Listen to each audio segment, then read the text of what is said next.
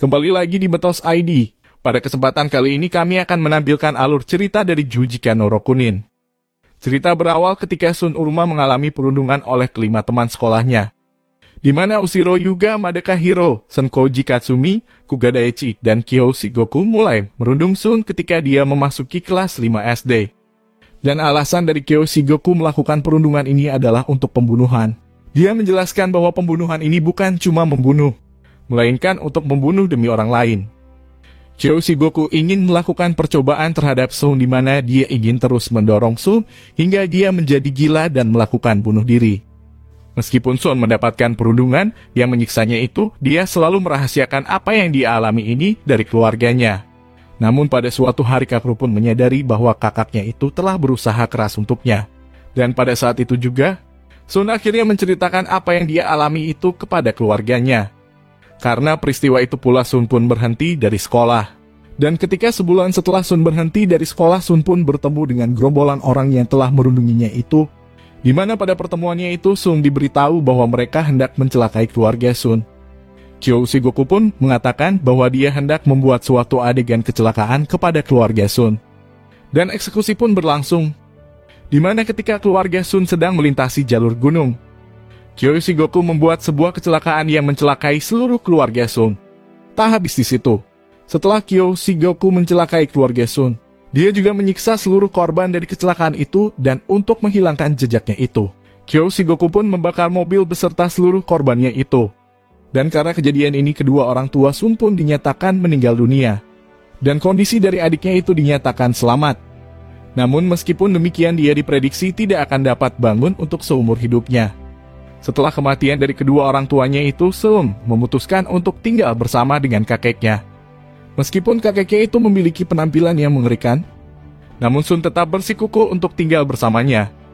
Hal ini dilakukan bukan tanpa alasan, sebab kakek Sun merupakan seorang yang memiliki hobi berburu. Dan karena itu Sun ingin mengambil senapan milik kakeknya untuk membunuh kelima orang perundung yang telah menyiksa seluruh keluarganya itu. Namun sayangnya sesaat ketika Sun ingin pergi membunuh mereka, Sun pun dihadang oleh kakeknya itu. Kakek Sun pun menanyakan apa maksud dari perilaku Sun yang mengambil senapannya itu. Dan Sun pun menjawab bahwa dia hendak membunuh para bajingan yang membunuh orang tuanya itu. Kakek Sun yang menyadari seberapa besar kebencian Sun kepada para bajingan itu pun berusaha mendinginkan kepala Sun, di mana dia mengatakan bahwa percobaan pembunuhannya itu tidaklah akan berhasil.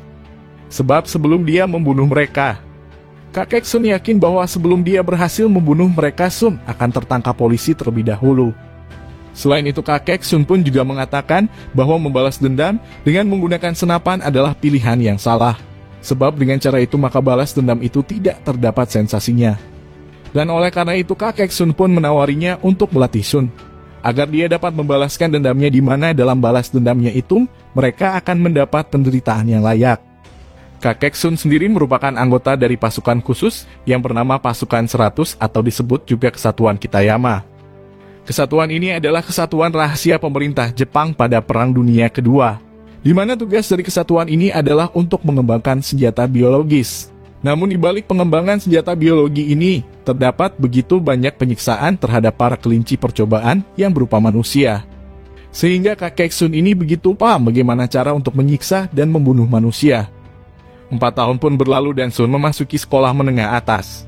Dalam sekolahnya itu Sun pun kembali dipertemukan dengan Senkoji Katsumi dan Kugadaichi. Dan disinilah Sun memulai rencananya untuk membalas dendam atas apa yang diterima oleh orang tuanya. Namun layaknya masa SMA seperti yang lainnya, Sun pun mengalami kisah romansanya, di mana Azuma Chizuru mulai melirik dan mendekati Sun. Meskipun terus didekati Azuma Chizuru, Sun belum bisa membuka hatinya sebab dia merasa ketika dia dekat dengan seseorang maka mereka akan menjadi target buruan dari kelima bajingan itu. Dan karena hal merepotkan ini, Sun pun berkata pada Azuma Chizuru bahwa dirinya lebih merepotkan daripada Kugadaichi. Sepulang dari sekolah, Azuma Chizuru pun memutuskan untuk mengikuti Sun yang sedang ingin kembali ke rumah. Namun sangat tidak disangka bahwa ketika dia mengikuti Sun, dia bertemu dengan orang mesum, di mana Azuma Chizuru dipaksa untuk memenuhi nafsu bejat dari orang mesum itu. Dan ketika pria itu hendak memasukkan senjatanya itu, seseorang datang menyelamatkan Azuma Chizuru dalam percobaan pemerkosaan itu. Dan rupanya penolong itu adalah Sun. Sun pun langsung menghajar pria itu tanpa ampun. Dan ketika pria itu sudah tak sanggup melawan, Sun pun berkata pada Azuma Chizuru untuk merahasiakan apa yang telah dia lakukan itu. Sun pun mengatakan dia akan membawa pria itu ke kantor polisi. Dan karena hal ini, Azuma Chizuru pun menjadi tenang dan memutuskan untuk langsung pulang ke rumahnya. Namun alasan dibalik Sun merahasiakan penyelamatannya itu adalah untuk memenuhi persiapannya dalam membalas dendam. Dan persiapan terakhirnya itu adalah menyiapkan mental untuk membunuh orang. Hari pun berganti dan Sun bertemu dengan Senkoji Katsumi. Namun dalam pertemuannya ini, Senkoji Katsumi terlihat ingin memulai kembali lembaran baru dengan Sun, di mana dia ingin kembali menjalin hubungan yang harmonis kepada Sun. Bahkan dia tampak begitu tulus meminta maaf kepada Sun atas apa yang telah dia lakukan di masa lalu. Senkoji Katsumi pun membuktikan pertobatannya dengan menolong seekor kucing, di mana perbuatannya ini juga hampir membahayakan nyawanya. Dan hal ini meruntuhkan niatan Sun untuk membalas dendam kepada Senkoji Katsumi. Sebab dia sudah berjanji kepada kakeknya di mana dia dilarang untuk menyentuh mereka yang sudah berubah. Sebab menurut kakek Sun, manusia membutuhkan kesempatan untuk berubah dan terlahir kembali. Dia berkata bahwa cuma manusia yang dapat mengakui dosa mereka dan memaafkannya. Namun jika dalam 4 tahun masih tidak dapat berubah, maka mereka bukanlah manusia. Dan harga yang impas untuk mereka yang tidak berubah adalah dengan cara menguliti mereka hidup-hidup. Dan dalam seketika sesuatu pun telah berubah, di mana rasa percaya Sun kepada Senkoji Katsumi berubah menjadi penyerangan kepadanya. Setelah Sun tersadarkan diri, Sun pun menyadari dia telah disekap dan seluruh tubuhnya telah diikat oleh Senkoji Katsumi. Namun ikatan ini bukanlah sebuah ikatan biasa, sebab ikatan ini telah mengunci seluruh anggota badan, sehingga hampir mustahil seseorang mampu lepas dari ikatan ini. Namun rupanya bukan hanya dia saja yang terikat di sana, sebab dia juga melihat Azuma Chizuru sedang terikat bersamanya. Hal ini dianggap janggal oleh Sun, sebab menurutnya ketika dia diserang, Sun melihat seseorang membantu Senkoji Katsumi dan orang itu adalah Azuma Chizuru. Namun lalu Azuma menyampaikan apa yang telah dia perbuat itu, di mana Azuma Chizuru juga merupakan korban dari perbuatan Senkoji Katsumi. Azuma Chizuru mendapatkan ancaman di mana jika dia tidak membantu Senkoji Katsumi, dia akan menyebarkan foto yang dia dapatkan ketika Azuma Chizuru hendak diperkosa. Dan karena sikap bertingkah yang dilakukan Azuma Chizuru itu, Senkoji Katsumi pun menghujaninya dengan penembak paku. Sehingga hal ini membuat Azuma Chizuru merasa ketakutan hingga dia terkencing di celana. Bukan hanya itu, Senkoji Katsumi juga menyiapkan sebuah bom, di mana bom itu akan dia gunakan jika Sun mencoba untuk melawan ataupun kabur. Melihat bagaimana lengkapnya persiapan yang dilakukan Senkoji Katsumi ini, akhirnya membuat Sun cukup kewalahan. Sehingga Sun pun hanya bisa menerima semua serangan yang diberikan Senkoji Katsumi itu. Namun dalam penyiksaan ini terdapat sebuah kejanggalan di mana seolah-olah Sun tidak merasakan apa-apa. Sun pun menjelaskan bahwa dia sudah terbiasa menerima seluruh penyiksaan itu, sebab menurutnya penyiksaan itu tidaklah lebih buruk dari yang diterimanya 4 tahun lalu. Bukan hanya itu, Sun juga memprovokasi Senkoji Katsumi dengan mengatakan bahwa Senkoji Katsumi takut untuk menyiksa Sun jika itu tidak menggunakan alat. Senkoji Katsumi yang termakan omongan dari Sun pun akhirnya memutuskan untuk menyiksanya dengan menggunakan tangannya sendiri. Senkoji Katsumi pun mulai menyiksa Sun dengan mencekiknya. Namun rupanya Sun meminta Senkoji Katsumi menyerangnya menggunakan tangan adalah agar Sun dapat menyerang balik Senkoji Katsumi tanpa takut dia akan diledakkan. Dan serangan balik ini pun berhasil dengan mutlak. Senkoji Katsumi pun tidak percaya dengan apa yang dia alami ini, sebab menurutnya tidak ada seorang pun yang mampu lolos dari ikatannya itu. Sun pun menjelaskan kenapa dia bisa lolos dari ikatan itu. Sekaligus dia juga mengatakan caranya mencekik itu merupakan cara yang salah. Dan Sun pun mulai mempraktikkan cara mencekik yang benar dengan mencekik leher dari Senkoji Katsumi. Setelah pencekikan yang dia alami itu, Senkoji Katsumi pun mulai tersadar. Dan Sun pun menjelaskan situasi apa yang tengah Senkoji Katsumi alami itu. Dan disinilah semua yang akan dilakukan Sun dimulai. Di mana Sun memulai balas dendamnya itu dengan mengambil senapan angin yang mirip dengan senapan yang dimiliki Senkoji Katsumi untuk menyiksa Sun. Senkoji Katsumi yang mulai curiga itu pun mulai menanyai maksud dari rencana yang akan dilakukan oleh Sun kepadanya. Sun pun membalasnya dengan mengatakan bahwa rencananya itu sudah dia lakukan terhadap Senkoji Katsumi. Dan untuk membuktikannya itu, Sun pun mengambil cermin yang ada di ruangan itu. Dan karena hal itu, Senkoji Katsumi pun mulai berteriak ketakutan. Waktu berlalu dan efek obat peredam rasa sakit yang diberikan Sun kepada Senkoji Katsumi pun mulai menghilang. Di mana karena rasa yang diterimanya ini, Senkoji Katsumi mulai kacau dan menceritakan semua yang ada di pikirannya itu. Sun yang sudah puas menerima pernyataan yang diberikan oleh Senkoji Katsumi itu pun akhirnya menembaki Senkoji Katsumi hingga mati. Dan dengan ini balas dendam pertama pun berhasil dan balas dendam kedua pun dimulai. Dalam balas dendamnya yang pertama itu Sun mengalami banyak keraguan. Sebab dalam balas dendamnya itu Senkoji Katsumi sempat membodohi Sun, di mana Senkoji Katsumi berpura-pura bertobat di hadapan Sun. Sehingga dalam eksekusinya itu terdapat banyak celah yang menyebabkan Sun harus bekerja ekstra. Namun dalam balas dendam kali ini berbeda dengan balas dendam pertamanya.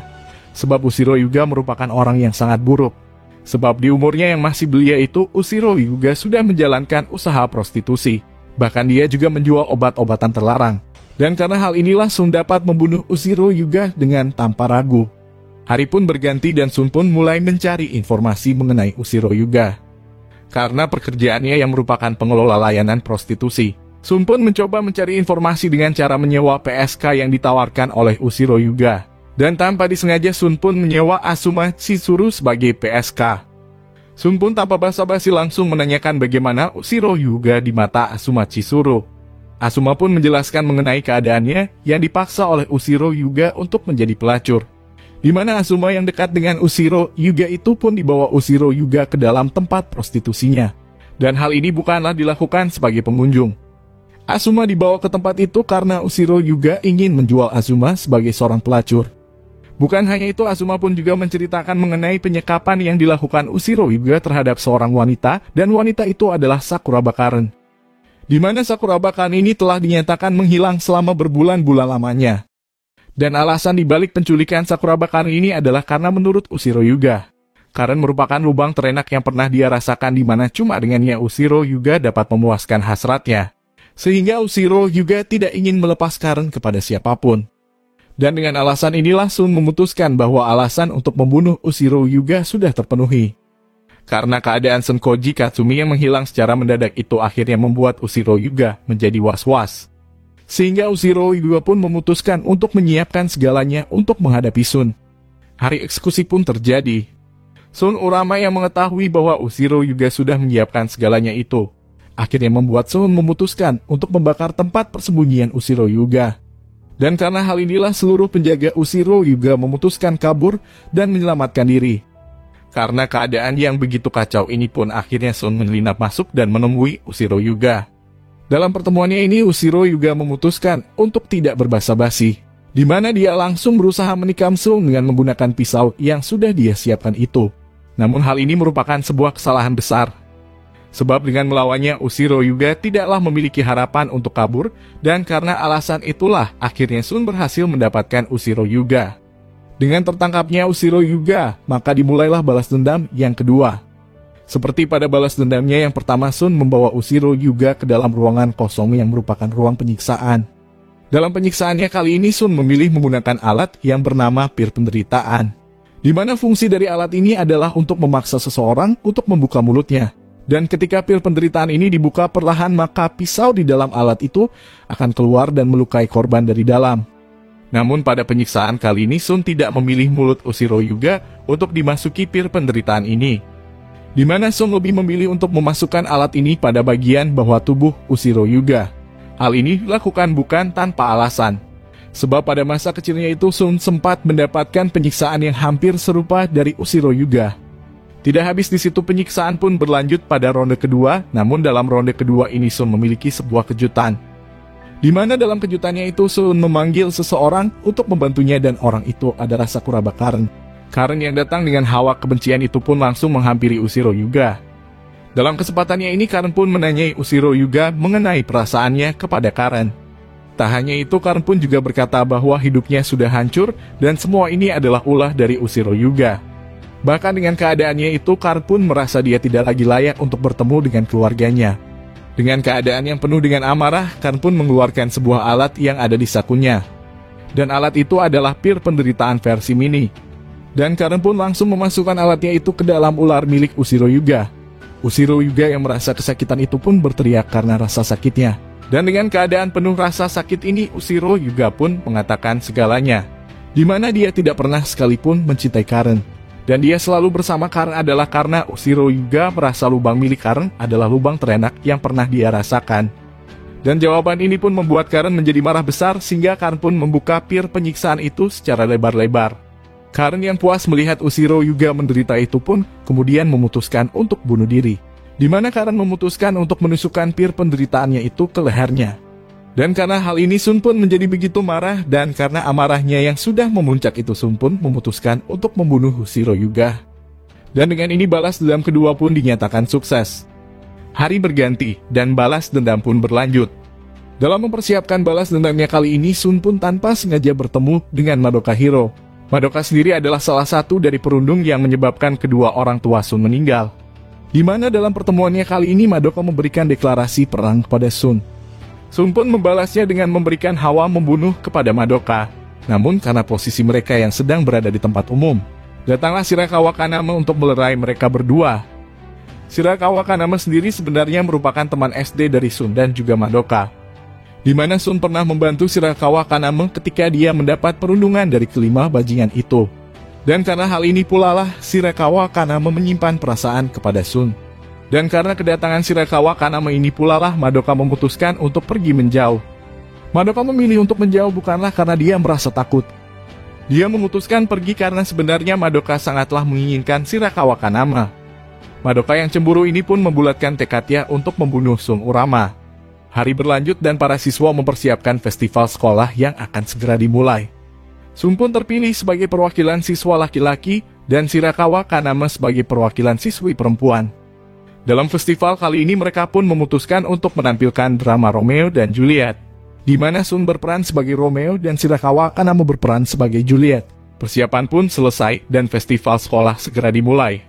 Shirakawa Kaname yang merasa gugup pun memutuskan untuk pergi ke kamar mandi. Namun alangkah terkejutnya Shirakawa mendengar teriakan Madoka Hiro yang ingin membunuh Sun. Madoka yang merasa Shirakawa mengganggunya pun memutuskan untuk membereskan Shirakawa Kaname.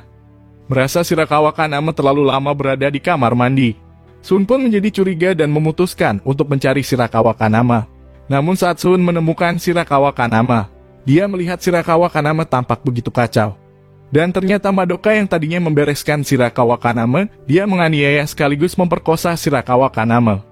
Dalam kekerasan ini, Shirakawa Kaname tidak bisa melawan Madoka Hiro sebab Shirakawa mendapat ancaman dengan senjata tajam. Seolah tidak mempercayai apa yang telah terjadi, Shirakawa Kaname pun menjadi begitu sedih dan depresi. Karena apa yang telah Madoka Hiro lakukan ini, Sun pun menjadi sangat marah dan semakin bertekad untuk menghabisinya. Sun pun menanggapi surat yang diberikan Madoka kepadanya. Di mana kali ini Sun mengirim surat berisi tantangan kepada Madoka. Di mana Sun menantang Madoka untuk datang di pabrik terbengkalai yang terletak di gunung. Madoka pun menanggapi surat itu dengan gembira dan dia juga memutuskan untuk menerima tantangan yang diberikan Sun kepadanya itu. Dan pada hari berikutnya Madoka pun mendatangi tempat itu sambil memprovokasi Sun dengan mengatakan, dia begitu menikmati lubang dari Shirakawa Kaname yang tidak dapat dinikmati oleh Sun Uruma. Madoka yang licik itu pun membuat siasat untuk menghabisi Sun.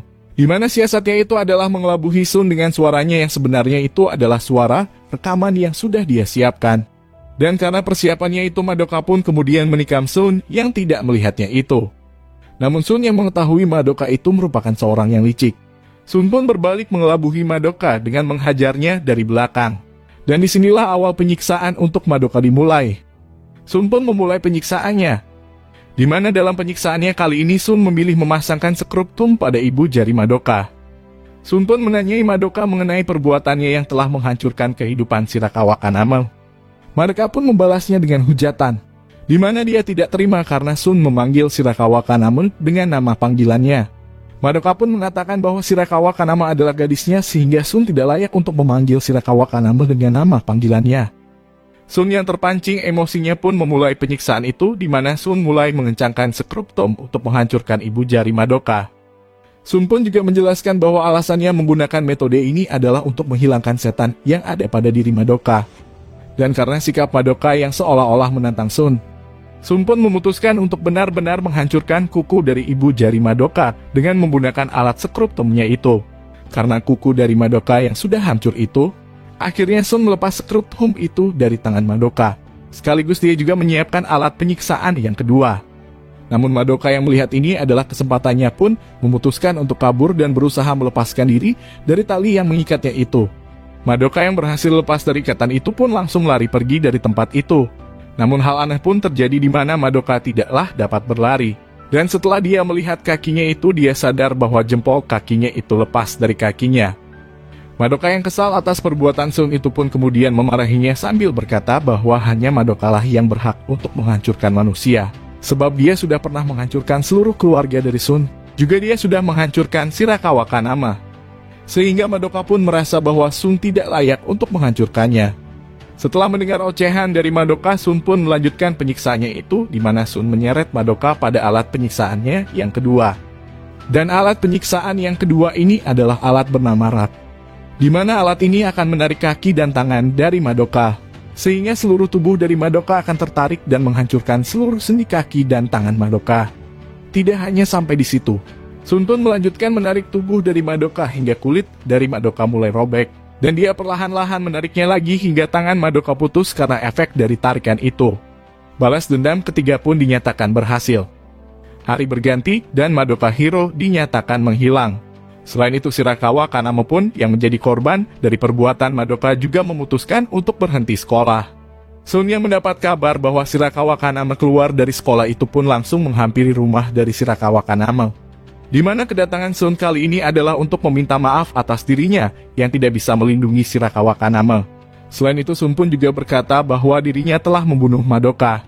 Sehingga Sun berharap Shirakawa Kanama tidak perlu khawatir akan ada orang yang mengganggunya. Dan Sun juga berharap agar Shirakawa Kanama terus hidup dan menjadi kuat. Karena dukungan semangat dan ucapan Sun inilah di hari berikutnya Shirakawa Kanama memutuskan untuk kembali bersekolah. Dan karena kembalinya Shirakawa Kanama ini pun akhirnya membuat Sun menjadi bahagia. Atas keadaan Ushiro Yuga, Senkoji Katsumi, dan juga Madoka Hero yang dinyatakan hilang ini, akhirnya membuat Kuga Daichi dan Kyo Shigoku menjadi cukup was-was. Dan dengan keadaan ini pula Kuga Daichi berniat untuk mulai bergerak. Di mana dalam pergerakannya ini Kuga Daichi tak lupa memberikan sambutan kepada Sun sebab dia mampu membereskan teman-temannya. Waktu itu yang merupakan waktu pulang sekolah, Sun pun pulang sambil merenungkan dan mempersiapkan rencananya untuk membalas dendam kepada Kuga Daichi. Sesampainya di rumah, Sun pun tidak menduga bahwa Kuga Daichi bergerak begitu cepat. Di mana pada hari itu pula Kuga Daichi langsung membakar rumah dari Sun Urama. Dan karena kebakaran ini pula kakek Sun juga ikut terbakar, sehingga kakeknya ini pun tidak dapat membantu Sun dalam mengalahkan Kuga Daichi. Ketika kakek Sun dirawat di rumah sakit, polisi pun mendatanginya dengan kedok menjenguk tragedi yang dialami Sun dan kakeknya. Namun maksud sebenarnya dari detektif itu bukanlah untuk menjenguk Sun yang terkena tragedi itu, melainkan menginterogasi Sun sekaligus mengawasi Sun dengan menawarinya untuk tinggal dengan temannya yang juga merupakan polisi. Dan karena pergerakan Sun yang diawasi ini, Sun pun harus melakukan balas dendamnya dengan lebih hati-hati. Setelah insiden kebakaran ini, Sun pun bertemu dengan Kurosawa. Di mana dalam pertemuannya ini Kurosawa mengakui perbuatannya yang telah membakar rumah Sun Urama. Dan dia juga menjelaskan bahwa dia melakukan ini adalah dia disuruh oleh Kuga Daichi. Kurosawa melakukan apa yang disuruh Kuga bukan tanpa alasan. Dia melakukannya karena dia mendapat ancaman dari Kuga Daichi. Di mana jika Kurosawa tidak melakukannya maka Kuga akan menyandera teman masa kecil dari Kurosawa. Dan ketika Kurosawa menunjukkan fotonya, Sun pun merasa bahwa teman masa kecil Kurosawa tampak tidak asing dengannya. Karena rasa penasarannya itu, Sun pun mulai memata-matai teman masa kecil Kurosawa. Sun merasa bahwa gadis yang bernama Ana ini memiliki hubungan dengan Shigoku Kyo. Dan benar saja ketika Sun memata-matainya, dia pun mendapat fakta bahwa Ana adalah bagian dari keluarga Shigoku Kyo. Bukan hanya itu, Sun pun juga mendapat fakta bahwa Ana sudah kenal dekat dengan Kuga Daichi, bahkan mereka juga tampak bergandengan tangan tanpa ragu. Dan benar saja hubungan antara Kuga dengan Ana adalah sepasang kekasih. Dari informasi ini pula lah Sun pun memanfaatkan Ana untuk mendapatkan Kuga Daichi. Di mana Sun memutuskan untuk menculik Ana sebagai sandera. Kuga yang tampak marah pun memutuskan untuk menerima tantangan itu. Di mana Kuga mendatangi lokasi yang sudah ditentukan oleh Sun Urama. Dengan keadaan percaya diri, Kuga pun mendobrak pintu gudang itu. Dan tanpa diduga Kuga malah melihat Sun yang sedang menunggu Kuga dengan memakai baju dogi. Karena persiapannya yang sudah matang ini, Sun pun tanpa basa-basi menantang Kuga untuk bertanding judo. Pertandingan ini dipilih Sun bukan tanpa alasan. Sebab Kuga pernah mengatakan bahwa ketika Sun dapat mengalahkan Kuga dalam pertandingan judo, maka Kuga tidak akan lagi mengincarnya. Meskipun pertarungan ini terlihat hanya akan sebagai pembantaian untuk Sohung Urama, namun hal ini adalah salah besar. Sebab Sun sudah mempersiapkan segalanya, di mana dia sudah melatih fisiknya itu. Bahkan dalam latihannya itu Sun pun mampu untuk mencabut sebuah pohon yang sangat besar. Karena tantangan ini Kuga pun menjadi teramat marah. Dan Kuga pun langsung menyerang Sun Urama. Di mana dalam serangannya ini Kuga berhasil menggenggam Sun Urama. Konon katanya kekuatan cengkraman Kuga Daichi mampu mencapai 180 kg. Sehingga hampir mustahil untuk seseorang mampu lepas dari genggamannya itu. Dengan cengkramannya ini Kuga pun mengangkat Sun dan Kuga langsung melempar dan membantingnya. Kuga yang merasa bahwa pertandingan ini sudah selesai akhirnya memutuskan untuk mulai menyiksa Sun dengan hantamannya. Namun tanpa diduga Sun mampu untuk menghilang dan lepas dari cengkraman Kuga. Kuga yang merasa bahwa Sun memanglah bukan lawan yang mudah akhirnya memutuskan untuk mulai serius. Dan alangkah tidak disangkanya bahwa keberhasilan Sun dalam melepaskan diri bukanlah hal yang kebetulan. Karena hal ini pula Kuga menyerang Sun tanpa terkendali. Namun Sun yang memang sudah menunggu Kuga untuk membuat kesalahan akhirnya dia mampu untuk menyerang balik Kuga dengan sangat mudah. Kuga yang tidak menyangka hal ini akan terjadi pun mulai merasa takut. Dan karena ketidakberdayaan Kuga, Sun pun akhirnya menghajar Kuga dengan tanpa ampun. Setelah melihat Kuga sudah tidak berdaya lagi, Sun pun merasa kecewa dan memutuskan untuk mengeluarkan alat penyiksaannya. Di mana Sun memilih menyiksa Kuga dengan cara memasukkannya ke dalam tong yang berisi dengan udang belalang. Di mana udang belalang ini memiliki kemampuan memukul dengan kecepatan 80 km per jam. Namun bukan hanya itu, Sun juga memutuskan untuk membakar tong itu agar Kuga dapat terbus hidup-hidup. Karena merasa Kuga sudah tidak berdaya lagi, Sun pun meninggalkan Kuga dan mempersiapkan untuk menghilangkan jejak penyiksaannya itu. Namun tanpa diduga ketika Sun kembali ke tempat itu, Sun pun melihat semua sudah menjadi berantakan dan juga Kuga sudah melarikan diri. Dan ternyata keberhasilan Kuga untuk melarikan diri adalah karena dia ditolong oleh Ana. Ana yang mengira bahwa mereka akan dikejar oleh orang yang telah menyerang Kuga ini pun memutuskan untuk bersembunyi di dalam sebuah gubuk. Di mana gubuk ini merupakan gubuk yang biasanya digunakan Sun untuk menyiksa dan membersihkan mayat para bajingan yang sudah dia hadapinya. Kuga pun tersadar dan dia berhalusinasi mengenai Shigoku Kyo. Karena hubungan darah antara Ana dengan Shigoku inilah akhirnya Kuga menjadi berhalusinasi terhadap Shigoku. Kuga berhalusinasi terhadap Shigoku bukan tanpa alasan. Sebab sebenarnya Kuga begitu mengagumi Shigoku. Bukan hanya sebagai pemimpin, Kuga juga mengagumi Shigoku dalam seksualitasnya. Di mana pada masa lalu Kuga sangat ingin mencurahkan hasratnya terhadap Shigoku, namun dia tidaklah pernah berhasil melakukannya. Dan karena rasa ingin balas dendam sekaligus karena dorongan seksualnya, Kuga pun mulai menganiaya Ana sekaligus memperkosanya. Ana yang tidak berdaya itu pun hanya bisa menyalahkan dirinya yang tidak mampu mengontrol Kuga yang terjerumus ke jalan yang salah. Karena mendengar sebuah suara teriakan, akhirnya Sun pun mendatangi asal suara itu. Namun tidak disangka bahwa yang ditemuinya itu bukanlah Kuga melainkan Ana. Di mana ketika Sun menemukan Ana, dia menemukannya dengan keadaan sudah meninggal. Dan karena meninggalnya Ana ini, Sun pun menjadi sangat marah. Sun merasa menyesali perbuatannya yang menyeret Ana dalam pembalasan dendamnya. Dan ketika sedang berduka ini, Sun pun mendapat serangan dari Kuga yang sedang bersembunyi di belakangnya dan membuat Esu menjadi pingsan. Setelah Sun menjadi sadar, dia pun melihat Kuga yang sedang menunggunya itu. Sun pun juga meneriaki Kuga mengenai maksud dari tindakannya yang telah membunuh Ana, sebab menurutnya Kuga sangatlah mencintai Ana. Namun Kuga pun menjawabnya dengan sebuah tawaan. Dia mengatakan bahwa Ana lah yang mencintainya, namun Kuga tidaklah mencintainya. Selain itu, Kuga juga mengatakan bahwa dirinya lah yang seharusnya membunuh Shigoku Kyo. Sebab selama ini Kuga selalu memendam rasa benci dan hasrat seksualnya kepada Shigoku Kyo. Sehingga daripada Kuga membiarkan Sun untuk membunuh Shigoku Kyo, Kuga memilih untuk menghabisi Sun terlebih dahulu. Bukan hanya memukulnya. Merasa Kyo adalah laki-laki, maka dari itu Kuga memutuskan untuk berlatih memperkosa Sun terlebih dahulu.